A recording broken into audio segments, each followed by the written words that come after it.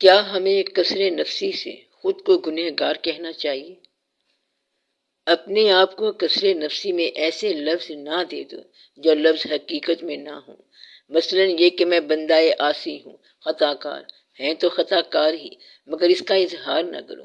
اور یہ کہ ہم گنہگار ہیں، گناہ گار کہنے سے تو معاف نہیں ہو جاتا۔ تو آنے والے لوگوں یا اولادوں کو اتنی کثر نفسی نہ دکھاؤ کہ آپ کی عزت نفس بھی نہ رہے۔ اس کا بڑا دھیان کرنا چاہیے۔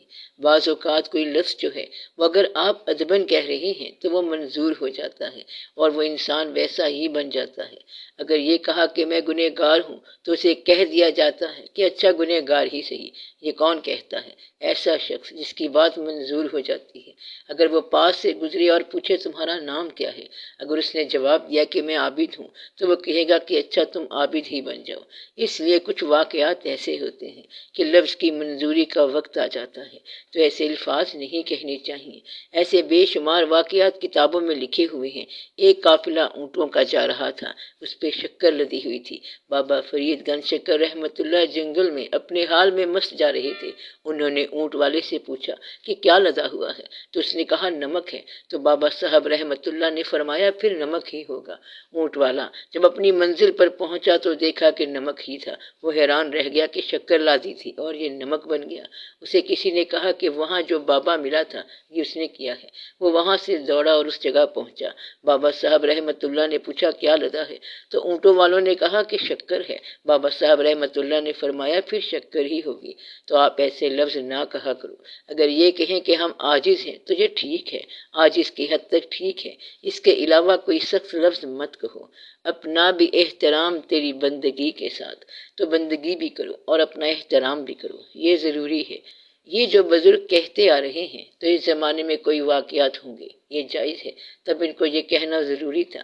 بزرگ اپنے آپ کو سگ بھی کہتے ہیں، سگے کوئے شیر یزدانم۔ اس کے ساتھ ہی شیر کا لفظ بھی ضرور کہہ دیں گے جو کہ ان کی شان ہے اور آن ہے۔ فکرے میں یہ اضافت بتاؤ کہ میں عاجز ہوں اللہ کے دربار میں، پھر توہین بات۔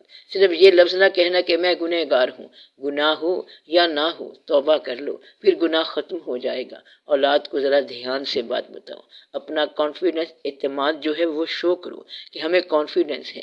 مثال کے طور پر آپ نے ساری عمر عبادت کی اور اب کہو کہ پتہ نہیں اللہ بخشے گا کہ نہیں بخشے گا۔ اولاد کہے گی کہ پھر اتنی عبادت کیوں کی جبکہ اس نے بخشنا ہی نہیں ہے، ہم تو آرام سے رہیں گے، جب آپ کا فیصلہ ہو جائے گا تو ہمارا فیصلہ بھی ہو جائے گا۔ اس لیے بچے پریشان ہو جاتے ہیں کہ آپ کا بھی فیصلہ نہیں ہو رہا کہ وہ بخشے گا یا نہیں بخشے گا، اور اتنی عبادت تو ہم کر ہی نہیں سکتے جتنی آپ کرتے ہیں، اور ابھی تک آپ کا کیس مشکوک ہے، ہم تو کوئی اور کام کرتے ہیں اور آپ عبادت کرتے جائیں۔ اگر آپ نے ایمان قبول کر لیا، کلمہ پڑھ لیا، تو کلمے سے پہلے تو بخشے جانے کے امکانات بے شک ہو سکتا ہے، مگر جب کلمہ پڑھنے کے بعد بخشے جانے پر شک ہے تو یقیناً تم نے کلمہ نہیں پڑھا۔ کلمہ پڑھا ہو تو پھر شک کیسے ہو سکتا ہے؟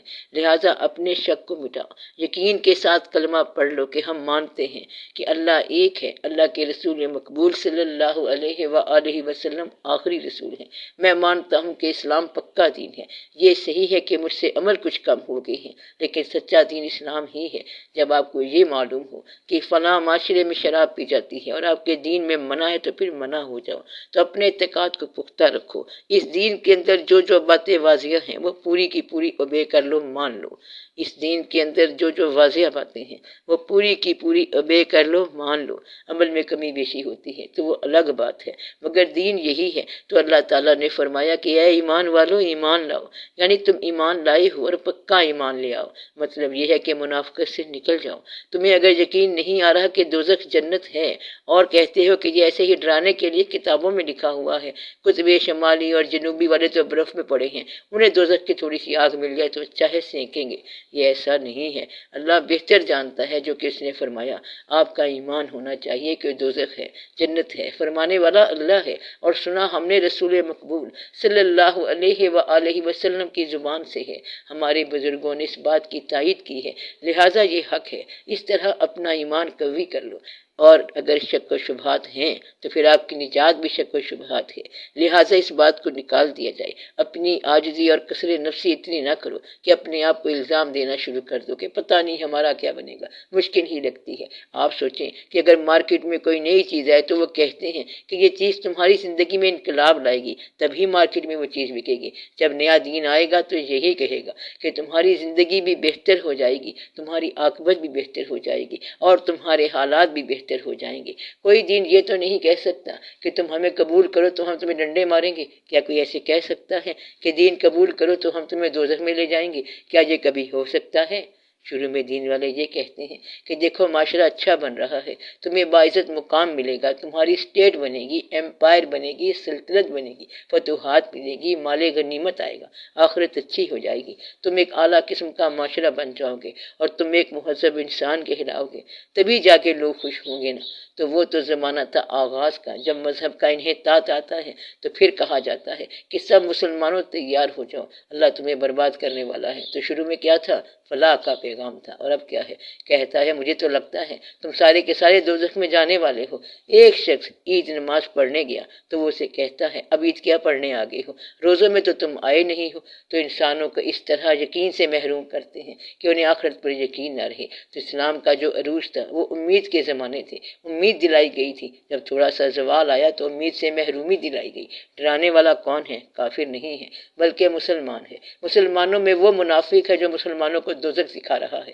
مسلمانوں کو دوزخ کیوں دکھا رہے ہو؟ اگر مسلمان بھی دوزخ میں جائیں گے تو پھر کیا کافر جنت میں جائیں گے؟ کیونکہ مسلمانوں کا آپس میں اختلاف ہوتا ہے۔ اس لیے ان کو ڈرانے کے لیے ایسی ایسی کتابیں لکھنا اور ایسے ایسے واقعات لکھنا کہ انہیں اپنے ایمان پر بھی شرمندگی ہو، یہ کام نہیں ہونا چاہیے۔ اور اتنی بھی کثرت نفسی نہیں ہونی چاہیے۔ جو مسلمان ہے وہ ابھی کہہ سکتا ہے کہ بسم اللہ الرحمن الرحیم، لا الہ الا اللہ محمد رسول اللہ صلی اللہ علیہ وسلم۔ جب کلمہ پڑھ لیا تو اس کا کیا فائدہ ہے؟ فائدہ یہ ہے کہ ہم جنت میں جا رہے ہیں۔ کلمے کا مقصد ہی جنت ہے۔ جس آدمی کی زبان پر کلمہ آ جائے وہ جنت میں جائے گا۔ کیا دوزخ میں کلمہ پڑھا جا سکتا ہے؟ اور جس کی زبان پر حضور پاک صلی اللہ علیہ وآلہ وسلم کا نام آ جائے کیا وہ دوزخ میں جا سکتا ہے؟ آپ لوگوں نے یہ کیا کہ ایک طبقے کو ظاہری علم سے محروم رکھا، انہیں دارالعلوم میں داخل کیا اور چیف کالج کو سنبھال لیا۔ ایچیسن کالج آپ خود چلے گئے اور انہیں جامعہ غوثیہ میں بھیج دیا، جامعہ نعیمیہ میں بھیج دیا، جامعہ عرفانیہ میں بھیج دیا۔ وہ وہاں سے درس نظامی میں کوالیفائی کرتے ہیں، بعد میں ان کا کام ہوتا ہے مسجد۔